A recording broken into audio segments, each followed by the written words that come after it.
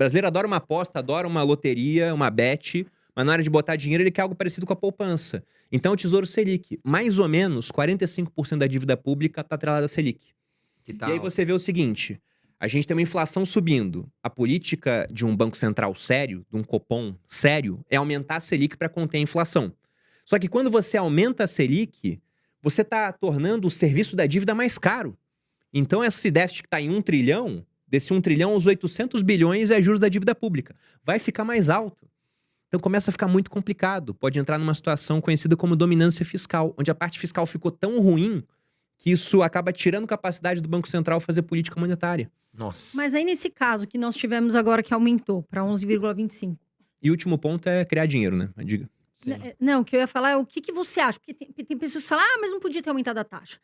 Aumentou, nossa, vai quebrar o varejo. Tal. Foi certo esse aumento? E eu queria que você explicasse, Bruno, por que as pessoas não entendem por que tem que ter esse controle, inflação e a taxa de juros. Elas não conseguem entender o porquê que aumenta a taxa. Eu queria que você explicasse isso um pouquinho para eles. Bom, eu acho que no Banco Central, lá no Copom, as cabeças que estão lá são muito mais qualificadas do que boa parte do pessoal que está em casa, inclusive do que eu, para falar qual é a taxa Selic certa no Brasil, né?